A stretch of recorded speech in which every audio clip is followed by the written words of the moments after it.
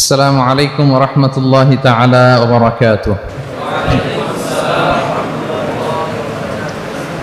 নাহমাদুহু ওয়া নুসাল্লি আলা রাসূলিহিল কারীম, আম্মা বা'দু, ফাআউযু বিল্লাহি মিনাশ শাইতানির রাজীম। বিসমিল্লাহির রাহমানির রাহিম। قد أفلح المؤمنون الذين هم في صلاتهم خاشعون صدق الله العظيم رب اشرح لي صدري ويسر لي أمري واحلل عقدة من لساني يفقهوا قولي।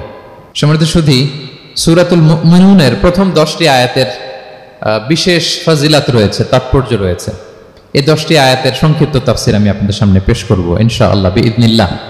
তো সূরাতুল মুমিনুন, আল্লাহ দেখেন মুমিনদের নামে সূরা দিয়েছেন সূরাতুল মুমিনুন, আবার কাফিরদের নামেও একটা সূরা ডেডিকেট করেছেন। সূরাটার নাম কি বলেন তো? সূরাতুল কাফিরুন।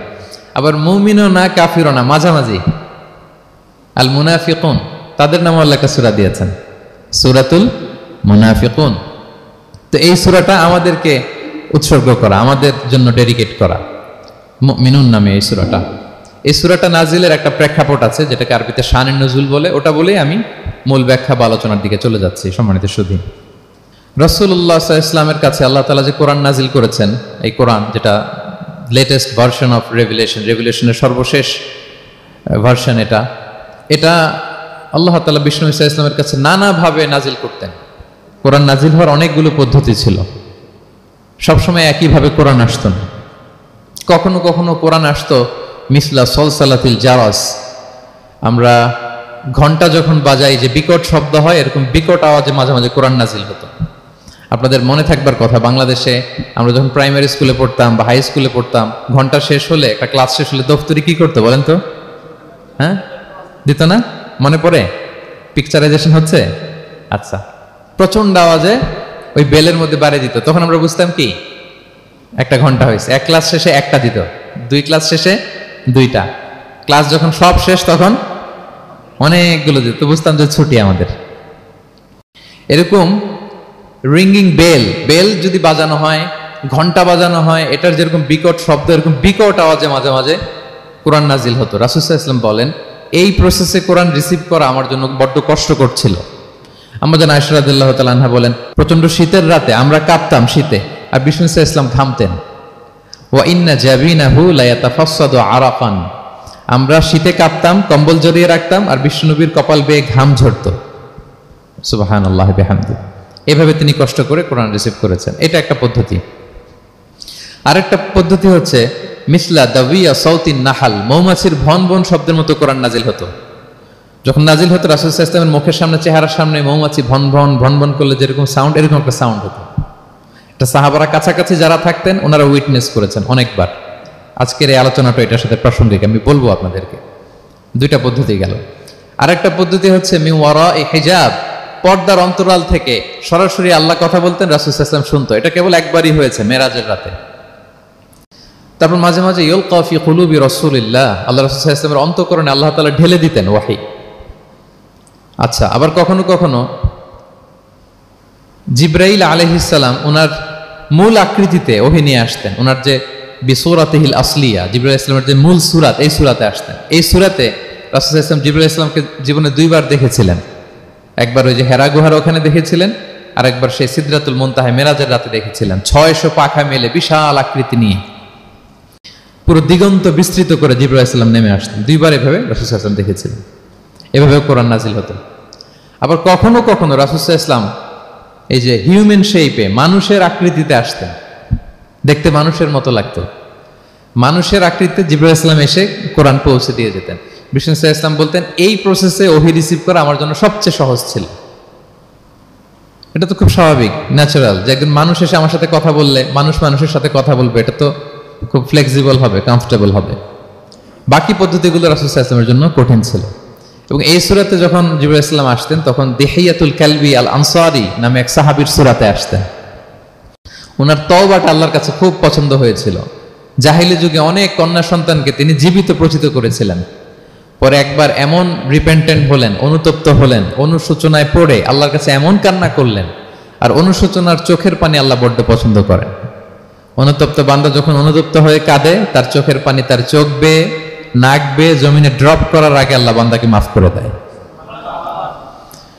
তো আল্লাহর কাছে এত পছন্দ হয়েছিলেন, মানুষের সূরাতে আসলে ওনার সূরাতে এসে তিনি কোরআন দিয়ে যেতেন বিষ্ণু ইসলামকে।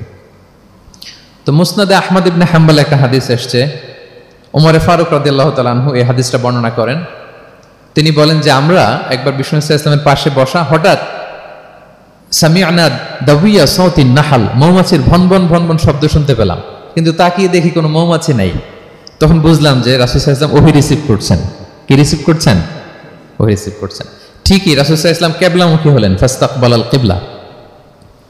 অনেকক্ষণ তিনি চুপ করে গম্ভীর হয়ে বসে থাকলেন, ওহী রিসিভ করলেন। এরপর সাহাবাদের দিকে তাকিয়ে উনি হেসে দিলেন, হেসে বললেন, এইমাত্র সূরাতুল মুমিনুনের প্রথম 10টা আয়াত আমার উপর নাজিল হয়েছে, এবং এই 10টা আয়াতে মুমিনদের 7টা বিশেষ বৈশিষ্ট্যের কথা বলা হয়েছে। মান আকামা হুন্না দাখালাল জান্নাহ, যেই 7টা বৈশিষ্ট্য নিজের মধ্যে ধারণ করবে সে আল্লাহর জান্নাতের ওয়ারিস হয়ে যাবে। এবং এই আয়াতগুলো বলে আল্লাহ তাআলা সবশেষে এমনটাই বলেছেন যে উলাইকা হুমুল ওয়ারিসুন আল্লাযীনা ইয়ারিসুনাল ফিরদাউসা হুম ফিহা খালিদুন, যারা এই 7টা বৈশিষ্ট্য নিজের মধ্যে ধারণ করবে তারা জান্নাতুল ফিরদাউসের ওয়ারিস হয়ে যাবে, উত্তরাধিকার হয়ে যাবে। ওয়ারিস বুঝেন তো না? ওয়ারিস, ওয়ারিস মানে হচ্ছে আপনি বাবার কাছ থেকে ইনহেরিটেন্স হিসেবে যেটা পেলেন। বাংলাদেশে দেখবেন যে অনেক জমি জমার মধ্যে প্লটের মধ্যে সাইনবোর্ড দেয়া থাকে যে ক্রয় সূত্রে এই জমির মালিক অমুক, বায়না সূত্রে এই জমির মালিক অমুক, তারপর ওয়ারিস সূত্রে এই জমির মালিক আব্দুর রহমান, লেখা থাকে না এরকম? ওয়ারিস সূত্রে মানে এটা উনি কিনে নাই, এটা ওনার কার কাছ থেকে? বাবার কাছ থেকে পেয়েছেন, উত্তরাধিকার সূত্রে পেয়েছেন। তো দেখেন আল্লাহ তাআলা এই শব্দটাই, লিটারালি এই শব্দটাই ব্যবহার করেছেন যে আল্লাযীনা ইয়ারিফুনাল ফিরদাউসা হুম ফিহা খালিদুন। বিশ্বাসীরা যদি এই 7টা গুণ নিজের মধ্যে ধারণ করে তাহলে বাবার সম্পদে সন্তানের যেমনি ভাগ থাকে সে ওয়ারিস হয়, আমার এই উম্মতেরা, আল্লাহর এই বান্দারা জান্নাতুল ফিরদাউসের ওয়ারিস হয়ে যাবে। তো বলেন আমরা জান্নাতুল ফিরদাউসের ওয়ারিস হতে চাই কি চাই না? চাই, সবাই চাই। হ্যাঁ বলেন বলেন, চাই তো? ইনশাআল্লাহ ইনশাআল্লাহ, আল্লাহুম্মা জাআলনা মিনহুম। তোমরা তাহলে শুনি আল্লাহ তাআলা কি বৈশিষ্ট্যের কথা বললেন যেগুলো ধারণ করলে আমরা জান্নাতুল ফিরদাউসের ওয়ারিস হব। আম্মাজান আয়েশা রাদিয়াল্লাহু তাআলা আনহাকে সাহাবারা জিজ্ঞেস করতেন যে আম্মাজান কাইফা কানা খুলুকু রাসূলিল্লাহ, আল্লাহ রাসূল সাল্লাল্লাহু আলাইহি ওয়াসাল্লামের আচরণ কেমন ছিল? তিনি বলতেন কানা খুলুকুহু আল কুরআন, রাসূল সাল্লাল্লাহু আলাইহি ওয়াসাল্লামের আচরণ ছিল কোরআনের মতো আচরণ। উম্মে সালামা রাদিয়াল্লাহু তাআলা আনহা, আমাদের আরেক আম্মাজান, ওনাকে জিজ্ঞেস করা হলে উনি বলতেন রাসূল সাল্লাল্লাহু আলাইহি ওয়াসাল্লাম যখন রাস্তা দিয়ে হেঁটে যেতেন কাআন্নাল কুরআনা ইয়ামশি আলাল আরদ, মনে হতো লিভিং কোরআনটা রাস্তা দিয়ে হেঁটে যাচ্ছে। তো সাহাবারা যখন আরো ইন ডিটেইল জানতে চাইলেন তখন আম্মাজান আয়েশা বললেন তোমরা সূরা মুমিনুনের প্রথম 10 আয়াত পড়ো, এই 10 আয়াতে যা যা আল্লাহ বলেছেন এটাই ছিল খুলুকু রাসূলিল্লাহ, এটাই ছিল বিশ্বনবীর আচরণ। তো আসুন আমরা দেখি রাসূল সাল্লাল্লাহু আলাইহি ওয়াসাল্লামের আচরণ কেমন ছিল এবং কোন বৈশিষ্ট্যগুলো থাকলে আল্লাহ তাআলা আমাদেরকে জান্নাত দিয়ে ধন্য করবেন।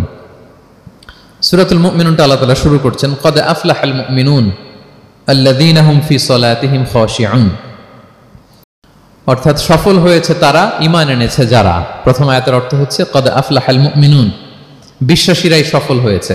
আল্লাহ তাআলা সফলতার মানদণ্ড এখানে ফিক্স করেছেন, ক্রাইটেরিয়া ফিক্স করেছেন ঈমান, বিশ্বাস, যেটা সবচাইতে দামি। সবচাইতে দামি কি? ঈমান, সবার উপরে ঈমান। এজন্য যারা ঈমান এনেছে আল্লাহর উপর, যারা বিশ্বাস স্থাপন করেছে তারাই সফল হয়েছে। তো এই বিশ্বাসীদের কিছু গুণাবলী থাকতে হবে, কিছু ফিচার থাকতে হবে, তবেই তারা জান্নাতের ওয়ারিস হবে। সেগুলো কি আল্লাহ শুরু করছেন। আল্লাহ বললেন প্রথম বৈশিষ্ট্য হচ্ছে আল্লাযীনা হুম ফি সালাতিহিম খাশিউন। 7টা বৈশিষ্ট্যের প্রথমটা বলতেছি, যারা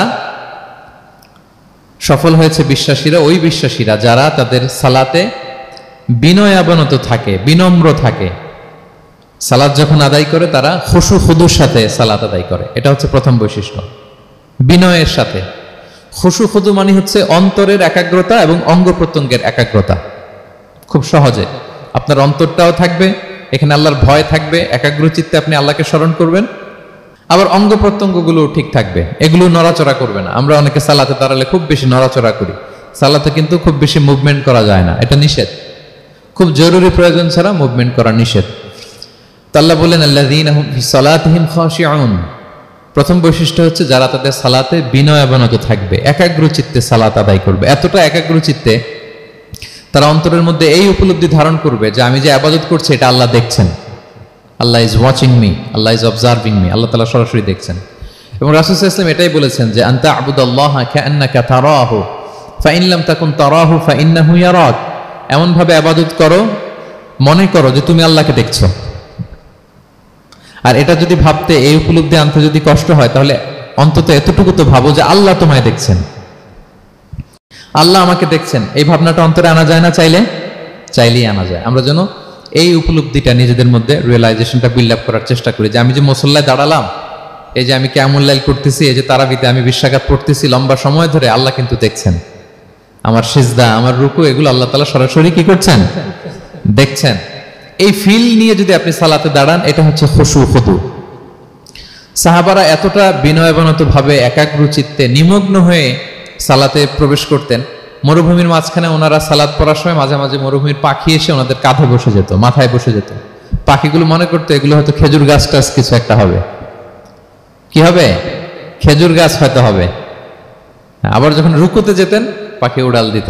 তার মানে কি, খুব বিনয়াবনত ভাবে বিনম্র চিত্তে ওনারা সালাত অফার করতেন।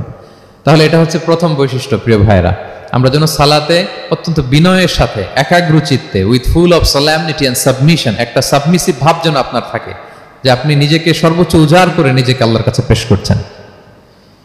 এই অ্যাটিটিউডটা যেন আমাদের নামাজের মধ্যে থাকে। এটা হচ্ছে 1 নম্বর বৈশিষ্ট্য, আল্লাযীনা হুম ফি সালাতিহিম খাশিউন, যারা বিনয়াবনত ভাবে থাকে। অনেকে বলে, হুজুর মন বসে না নামাজে আমার।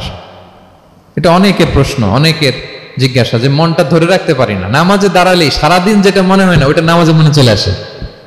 এরকম হয় না? সারাদিন এটাকে কি যেন ভাবতেছিলাম মনে নাই, নামাজে দাঁড়ালেই মন চলে আসে। তারপরে মনকে আরবিতে বলে, অন্তরকে বলে কলব। কলব মানে যেটা খুব নড়াচড়া করে, মুভমেন্ট করে, ওইটাই কলব। মন দেখবেন এদিকে ছোটে ওদিকে ছোটে। ওই যে আমরা ছোটবেলায় একটা গান শুনতাম, গানটা হচ্ছে পাগল মন কেন এত কথা বলে। মানে মন এদিকে ছোটে ওদিকে ছোটে, মনকে ধরে রাখা বড্ড জটিল, কষ্টকর।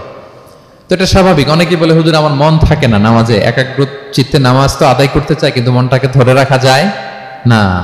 তো কিভাবে এই খুশু খুদু সাবমিসিভনেস আপনি কিভাবে বাড়াবেন, এটাও বিষ্ণু সাল্লাল্লাহু আলাইহি ওয়াসাল্লাম আমাদেরকে ইনস্ট্রাক্ট করেছেন, গাইড করেছেন।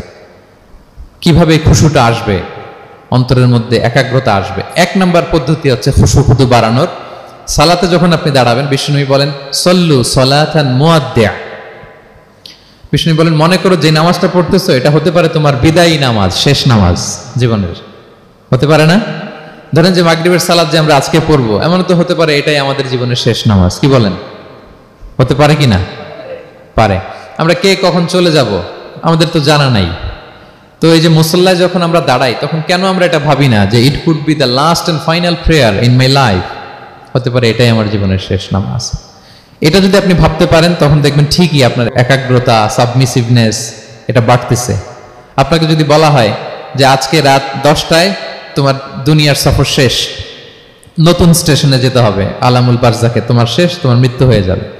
আজকে যে মাগরিব আর এই যে এশা আর যে তারাবির সালাত, এটাই তোমার লাস্ট নামাজ, যাও এটাই তোমার লাস্ট চান্স। এটা যদি আজকে আমরা জানি, এই হলরুমে যারা আছি, যদি এটা জেনে যায় যে আজকের তারাবিটাই শেষ তারাবি, শেষ সুযোগ, বলেন তো আমাদের অবস্থা কি হবে?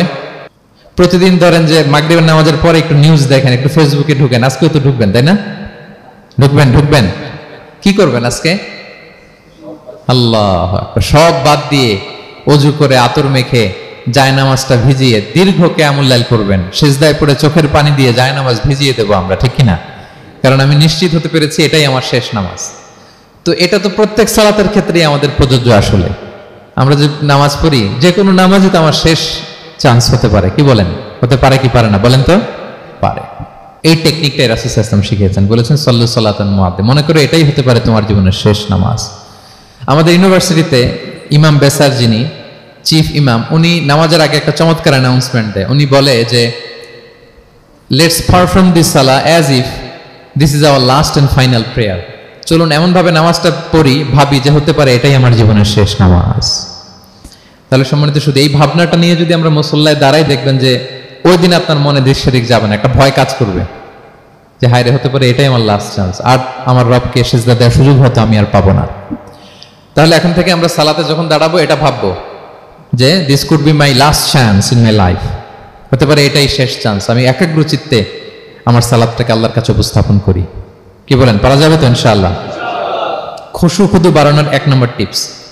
খুশু খুদু বাড়ানোর 2 নম্বর টিপস হচ্ছে তাড়াহুড়ো না করা। আমরা অনেকে তাড়াহুড়ো করি, রুকু থেকে হুট করে দাঁড়িয়ে যাই, তারপরে সোজা হয়ে দাঁড়িয়ে না থেকে তাড়াতাড়ি সিজদায় চলে